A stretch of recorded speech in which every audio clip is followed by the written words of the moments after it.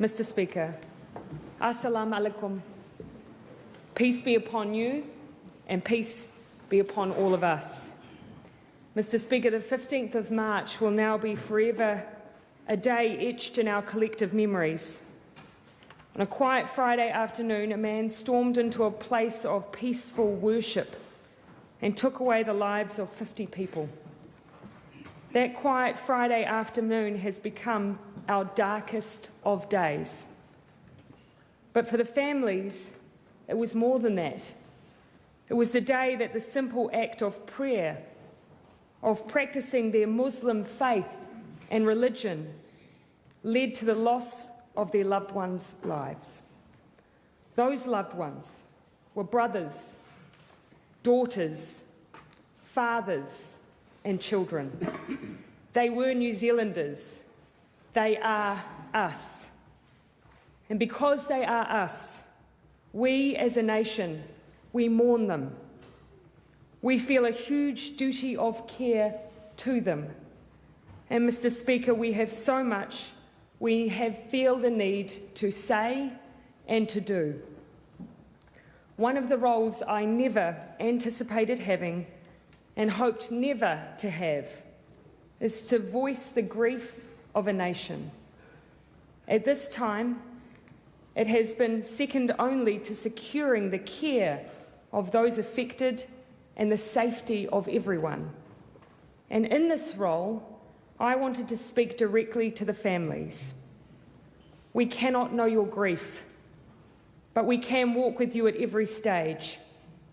We can and we will surround you with aroha, manaakitanga, and all that makes us us. Our hearts are heavy, but our spirit is strong. Mr. Speaker, less than 6 minutes after a 111 call was placed, alerting the police to the shootings at Al Noor Mosque, police were on the scene. The arrest itself was nothing short of an act of bravery. 2 country police officers rammed the vehicle from which the offender was still shooting. They pulled open his car door when there were explosives inside and pulled him out. I know we all wish to acknowledge that their acts put the safety of New Zealanders above their own, and we thank them. But they were not the only ones who showed extraordinary courage. Naeem Rashid, originally from Pakistan, died after rushing at the terrorist and trying to wrestle the gun from him. He lost his life trying to save those who were worshipping alongside him. Abdul Aziz, originally from Afghanistan, confronted and faced down the armed terrorist after grabbing the nearest thing to hand, a simple FPOS machine. He risked his life and no doubt saved many with his selfless bravery.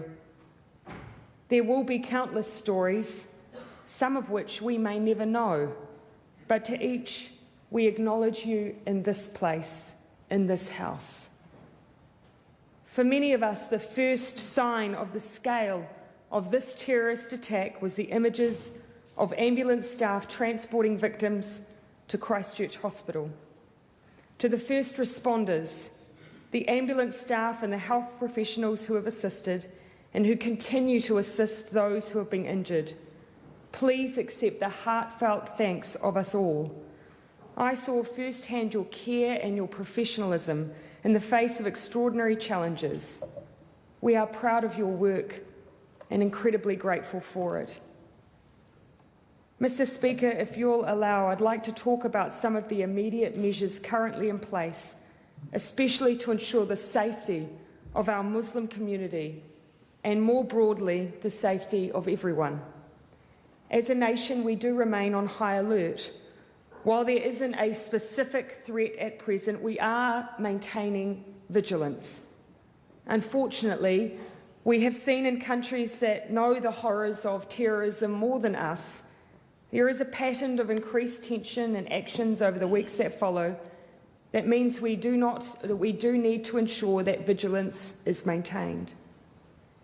There is an additional and ongoing security presence in Christchurch, and as the police have indicated, There will continue to be a police presence at mosques around the country while their doors are open. When they are closed, police will be in the vicinity. There is a huge focus on ensuring the needs of families are met. That has to be our priority. A community welfare centre has been set up near the hospital in Christchurch to make sure people know how to access support. Visas for family members overseas are being prioritised so that they can attend funerals. Funeral costs are covered, and we have moved quickly to ensure that this includes repatriation costs for any family members who would like to move their loved ones away from New Zealand. We are working to provide mental health and social support. The 1737 number yesterday received roughly 600 texts or phone calls. They are on average lasting around 40 minutes, and I encourage anyone in need of reaching out to use these services. They are there for you. Our language service has also provided support from more than 5,000 contacts, ensuring whether you are ACC or MSD, you're able to pass on the support that is needed in the language that is needed. To all those working within this service, we say thank you. Our security and intelligence services are receiving a range of additional information. As has been the case in the past, these are being taken extremely seriously, and they are being followed up. I know, though, Mr. Speaker, that there have rightly been questions around how this could have happened here, in a place that prides itself on being open, peaceful, diverse. And there is anger that it has happened here. There are many questions that need to be answered, and the assurance that I give you is that they will be. Yesterday, Cabinet agreed that an inquiry, one that looks into the events that led up to the attack on the 15th of March, will occur. We will examine what we did know, could have known, or should have known. We cannot allow this to happen again. Part of ensuring the safety of New Zealanders must include a frank examination of our gun laws. As I've already said, Mr. Speaker, our gun laws will change. Cabinet met yesterday and made in principle decisions 72 hours after the attack.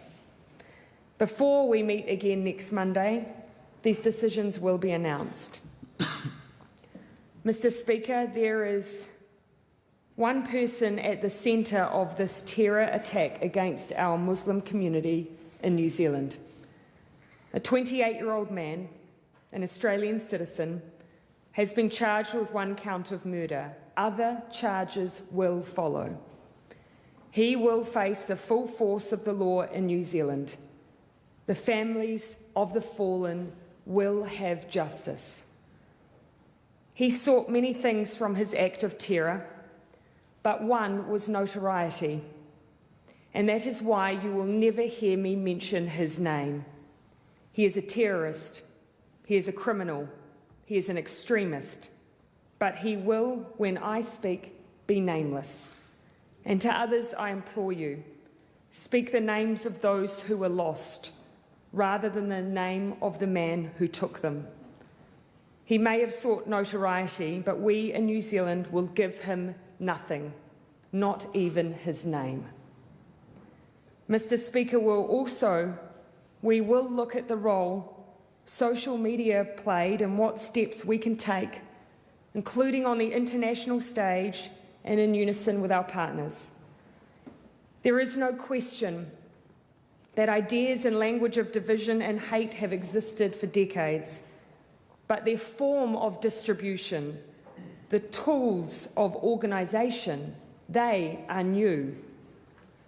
We cannot simply sit back and accept that these platforms just exist and that what is said on them is not the responsibility of the place where they are published. They are the publisher, not just the postman. There cannot be a case of all profit, no responsibility. This, of course, doesn't take away the responsibility we too must show as a nation to confront racism, violence, and extremism. I don't have all of the answers now, but we must collectively find them and we must act. Mr. Speaker, we are deeply grateful for all the messages of sympathy, support and solidarity that we are receiving from our friends all around the world. And we're grateful to the global Muslim community who have stood with us, and we stand with them. Mr. Speaker, I acknowledge that we too also stand with Christchurch and the devastating blow that this has been to their recovery. And I acknowledge every member of this House who has stood alongside their Muslim community, but especially those in Canterbury, as we acknowledge this double grief. As I conclude, I acknowledge that there are many stories that will have struck all of us since the 15th of March. One I wish to mention is that of Hati Muhammad Daoud Nabi. He was a 71-year-old man who opened the door at the Al Noor Mosque and uttered the words, "Hello, brother, welcome," his final words. Of course, he had no idea of the hate that sat behind that door, but his welcome tells us so much, that he was a member of a faith that welcomed all its members, that showed openness and care. I've said many times, Mr. Speaker, we are a nation of 200 ethnicities, 160 languages. We open our doors to others and say welcome. And the only thing that must change after the events of Friday is that this same door must close on all of those who espouse hate and fear. Yes, the person who committed these acts was not from here. He was not raised here. He did not find his ideology here. But that is not to say that those very same views do not live here. I know that as a nation, we wish to provide every comfort we can to our Muslim community in this darkest of times, and we are. The mountain of flowers around the country that lie at the doors of mosques, the spontaneous song outside the gates, these are ways of expressing an outpouring of love and empathy. But we wish to do more.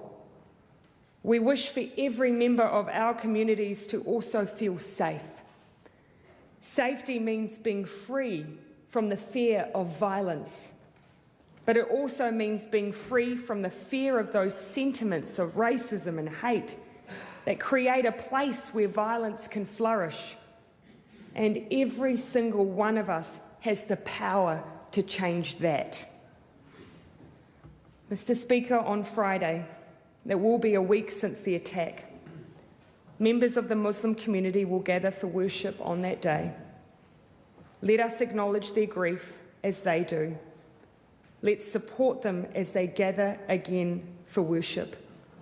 We are one. They are us. Tātou, tātou. Assalamu alaikum. We rahmet Allah. We barakatuh.